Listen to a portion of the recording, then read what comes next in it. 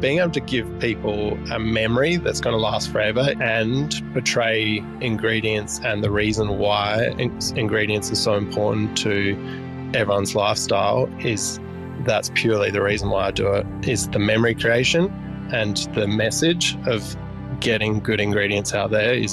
That's the pure reason why I do it. This is the Deep in the Weeds podcast. I'm Anthony Huckstep. Success rarely happens overnight. Often it's reliant on hard work, determination, and a series of steps along the way, some back, some forward, that all lead to the destination you'd been aiming for. In food, it can start as a small seed and in time blossom to be something quite spectacular. But what does it take to arrive at a place where you're not only successful, but happy too? Tom Tilbury is the head chef of Gather at Coriole, McLaren Vale, South Australia. Tom, how are you going? Very good, thanks. How are you? Good. You've won quite a few accolades in the last couple of years and spiked up on everyone's radar with Gather. But it's where you are right now isn't where you started. You had Gather Food and Wine in Robe, but decided to move it from Robe. What led to that decision? It was a hard decision and a big decision. Gather Food and Wine at Robe was where I was driving towards my whole time cooking. It was my ideal, ultimate venue of what I wanted, and we ran it for 3 years and had a young boy, and realised that there's many facets of what we wanted out of a family life and a career life, and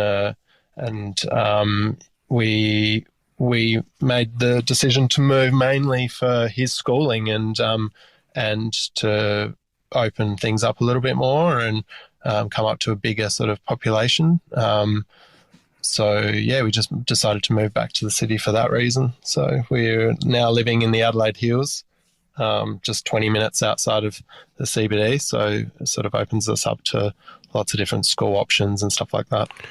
And the move actually has changed sort of what you do and, in fact, enhanced sort of your dining and cooking philosophies. Tell us what the last couple of years have been like. Yeah, it has changed things a lot. And in a way, it's been very, very positive in the changes. We've able to develop our farm and grow things a lot more, a lot further than what we were able to down there. So it's come up really well. Take us back to when you were young and when you first got interested in food, because where you're at now with just the sustainable and ethical practices and stuff that you're adhering to is very far removed from where you began. Yeah, I grew up in a family of working class family that were always around food. My parents worked on farms, helping out friends in their olive groves, vineyard work, strawberry farms, all seasonal farms. So they helped along the way, filling in gaps in between their other job.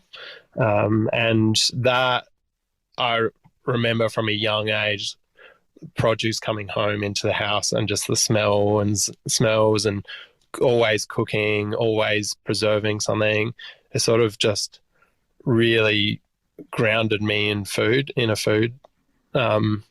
love for food. So yeah, I think that's growing up that really solidified my want to be a chef, and we weren't really out and around restaurants. I didn't really know much of the restaurant scene when I was growing up until a little bit older when we went out to dine, and then that sort of sparked my initial onset towards wanting to work in a restaurant, I guess. Tell us about that time when you first started as an apprentice. Do you remember your first day or that first period of time and what it was like working in a commercial kitchen for the first time? Yeah, so my first jobs in kitchens were dishwashing, and I would always watch the chefs work and be a little bit in awe about their attitude towards it. It was a bit of a pirate kitchen when I was first starting, watching them, like, 1,000 tickets on and just deep in it, running around. And I was a bit like, oh, I want to be sort of part of that. And then the first time I got to put on a chef's jacket, felt something kind of special spark in that. Like, there was something, a real strong feeling there that this is something different. And and never looked back. What's been some of the real key moments and inspirations for you along your career leading up to that first sort of time that you opened Gather? Well, basically, just feeding people, like groups of people, really, like that sort of inspired me to do more of it, like having a group of people there where the buzz is quite enjoyable and a really nice feeling and everyone's excited and happy to be there. That sort of like really sparked those wants to really create more dining experiences for people. So I got multiple sort of memories from back with stuff like that. Were there any venues that you worked at that were pivotal in the way that you approach cookery? Yeah, one in particular, which I did the last part of my apprenticeship in, and I got a lot to thank from them, was Darry's Veranda. They were really, really driven with their young people to progress them and teach them new skills. And they took us to eat as much as possible. We went out to restaurants with the owners, Pete and Joe Reschke. So that was a real pivotal moment in my career where I got to see. Before that, I was cooking food. I didn't really know a lot about the industry and a lot about the scene, but they really introduced me to how far you can actually take it. And so I've got a lot to thank for that venue, Darry's Veranda. Tell us how you came to create Gather Food and Wine in Robe and the early days and decision to go for it there. Yeah, so it was not our original idea moving to Robe that we're going to open the restaurant there. We just wanted to be a little bit closer to my wife's family. And we had moved back from Margaret River and I was working in the city, and we were going down to Robe on our days off and just liked the appeal of it, saw a bit of an opening there of like, this would be a nice place to live for a short amount of time, maybe have young kids while we're there. And then we had a bit of a hiccup with my wife's health, and we went overseas to get a bit of treatment for that. And we were overseas, and we had a lot of time together, and we just really were looking at what we really wanted in life. And when we were overseas, we were in Chicago at the time, and we're like, when we get back to Australia, look at our goals of what we want to do. And what I wanted to do was open up this restaurant. So we just hunted for a venue, and the venue came about, that we were able to open what we wanted out of it and chase that dream. Yeah. So the venue was a 1850s sandstone building with like Jarrah timber floors and nice high ceilings and stuff like that. Yeah, it was a pretty special little spot. Had like manicured gardens surrounding it and a big old sailing mast in the gardens. It was pretty cool. And we chased that. We opened the restaurant. We got the go-ahead for the venue, and we opened the restaurant in 6 weeks from the go-ahead to renovating. Yeah, to renovating to setting it all up. And I ran that for 3 years. Well, tell us about Gather Food and Wine in that original mode that it was in. What were you doing? What sort of connections were you creating? And tell us a bit about the food you were cooking too. Yeah, so it was a lot of seafood, like very seafood orientated, because we had some really good fishermen down there, and we were working closely with just a couple of farms. My parents-in-law supplied us with organic grass-fed Hereford beef, so we'd buy in whole animals from that farm. It's a farm that runs on the edge of Lake George, between Beachport and Robe, and so they were the strong connections. We had seafood suppliers, beef, a really good lamb supplier. Vegetables were the hard thing. Like I'm very more like a vegetarian-based chef with meat components, and vegetables were pretty challenging down there. Where you go to the Adelaide Hills, and it's basically a lot of like different small market gardeners that produce really nice things. So that was sort of those main connections of the beef, the lamb, and the seafood were some pretty strong ones. In 2018, you moved the restaurant, and you had a real strong connection with the Lloyd family and Coriole. Tell us about the difference with having the restaurant there and the impact it's had on you. Yeah, so we built up a relationship with the Lloyd family over the years. I grew up in McLaren Vale, so dining at Coriole back when they did platters and soup and stuff are some of my early memories of going to restaurants. And then I had some points in time where I could communicate to the Lloyds, and I was watching what they were doing, and I loved the space and I loved the venue, and saw a bit of an opening happening. So the main influence that Coriole's really had on my food and dining is being able to like pair it right back and just bring in that shared concept a lot more. It's a fun way to eat and it's a fun way to cook, so it's just a little bit more pared back now and a bit more on that shared rustic format. At Coriole, you have access to the gardens on the property. How important are they to what you do? Yeah, massively important. We have two gardeners that take care of that, and then they also produce our vegetables on the farm. And it just creates a lot of inspiration day to day through our food. Like I would find it hard going to a venue without that. I'd have to have, if the venue didn't have that, I'd be looking for somewhere to put something that could create that I could walk through every day, because I park my car and I walk through the veggie patch on the way to the kitchen. Like, it's good. Well, it's getting chilly at the moment. What sort of things are you walking past that are featuring on the menu? Yeah, so we've got big patches of Jerusalem artichokes that the stems all died off now, and we're just keeping them under the soil. We've got a lot of like herbs, mostly in the kitchen garden. Plants like rainbow chard, and there's some different herbs and leaves that we use. But then on the farm, it's all starting to plant new crops like brassicas and stuff like that at the moment. So there's lots. Shining a light on local produce is something you pride yourself on. Who are some of the local South Australian producers you're using in the restaurant?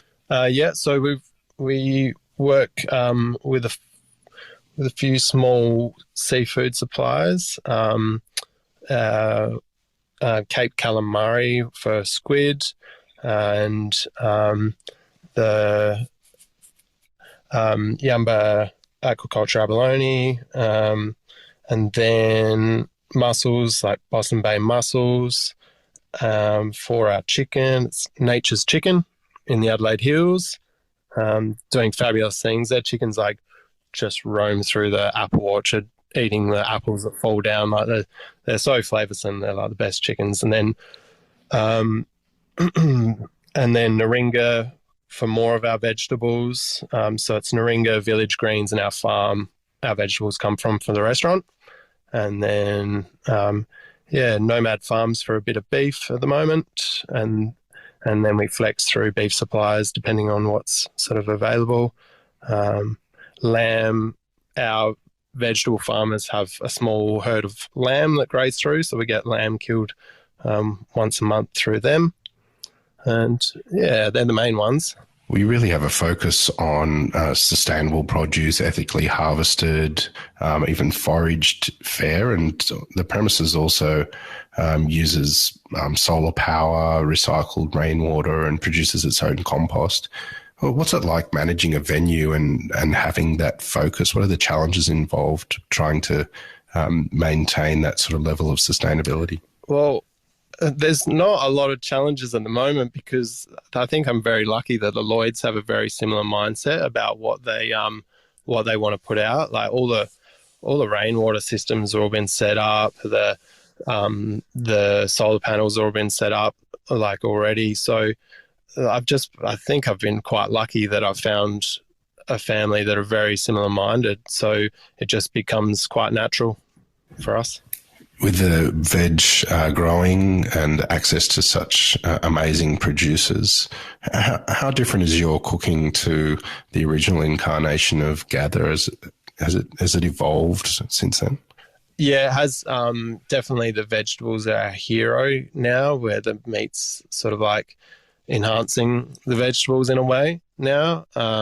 We were very seafood orientated back then and very coastal orientated because I've like picked everything along the coastline, all the coastal greens and herbs and that were growing in our front yard down there. So that featured a lot on the menu, where we don't do much of that anymore. As I said, I live in the Adelaide Hills now, so it's picking mushrooms on my way to work or wild fruit that's growing on the side of the road or some introduced herbs and weeds rather than the coastal natives. So it's more a stretch towards the introduced species now than the coastals and natives. You mentioned that you made the decision while you're in Chicago to focus on opening a restaurant. How different are you as a chef from those early days before that pivotal moment that you decided to focus on what was important? Yeah, a lot more. I think I'm a lot more focused now. Like I was just enjoying the learning experience before, and I'm very much enjoying that now. But I'm just driven about what I've just got a lot more clear set guide of what is important to me now. What's so special about that region for you? Well, I've lived there my whole life, and when you're at Coriole and you can see the whole area, you can see the hills through Sellex and the whole coastline. It's just there's something really special about it. I don't know, having the ocean right there and the hills and so many microclimates involved in that it's just an inspiring place to work. In Australia, it's difficult for a lot of chefs to describe their cooking or cuisine. Yours is very reliant on seasonal and local produce. But can you take us through a dish or two at the moment that you've created to give us an idea of where you're at with your cooking? Yeah. So at the moment, we have a mussel dish on. It's mussels, potato, fermented tomato, and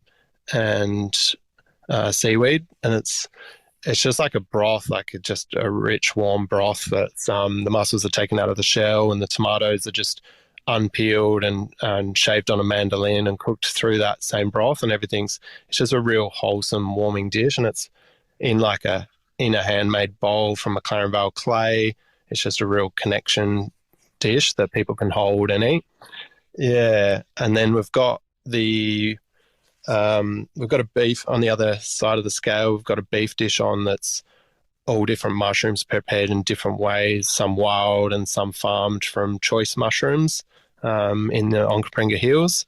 And it's just a pure focus on the mushrooms with some carved beef that we brush with beef fat, salt and black pepper. And that's basically it. It's just a hero of the mushrooms with some really nice steak. So that's sort of like two sides of the food styles that we do. What do you love about what you do? I was thinking about this morning, and I think about it a lot, but being able to give people a memory that's going to last forever and portray ingredients and the reason why ingredients are so important to everyone's lifestyle that's purely the reason why I do it, is the memory creation and the message of getting good ingredients out there that's the pure reason why I do it. The last year and a half has been challenging for many in the industry, and with your focus and attention to the producers of the region and being in a sort of semi-regional area. What's the impact been on you and the restaurant? Well, at first I was concerned that would have a fair bit of impact, but the what we've had out of it is super positive. We've been able to set what we want to do, and we've been busier than ever. Like, this year has been crazy busy for us. We're full on every weekend, and we're like triple bookings. It's pretty amazing. I'm really quite excited about the way it's going at the moment. It's good. You've managed to obtain a really good work-life balance with an amazing focus on your family, as well as a restaurant that's won many accolades already. What sort of advice do you have for those in the industry to find that sort of balance? Just think about what's important to you and what's important to your family, and then take the steps to edge in that direction. Like, we mostly open for lunch because it's a winery restaurant, and we do dinners and we do weddings from time to time. And I do miss the dining at having diners out for dinner. I miss that a little bit, but it's the most important thing to me is time with my family and a healthy environment to work in. So yeah, just finding out what's important to you. Gather has won quite a few accolades in the last couple of years. What sort of impact has that attention had on you? It's definitely helped a little bit, being able to do those, like, create what we want to create, and having the customer listen to us about what we're doing, and being able to just drive in a direction that suits us best. It's just created maybe a little bit more trust in what we're doing for the diner. For those looking to travel around Australia, we're sort of limited with international travel at the moment, and there's a real focus at home. What should they expect if they come to the region and your restaurant? Just a wholesome, hospitable experience, really, with an amazing view that that speaks for itself. That's pretty much, good food, good wine, and a good view. Well, that sounds pretty amazing, Tom. We've loved having you on Deep in the Weeds today to hear your story. Please keep in touch, and we'll catch up again soon. Thank you so much, Huck. Thanks. This is the Deep in the Weeds podcast. I'm Anthony Huckstep.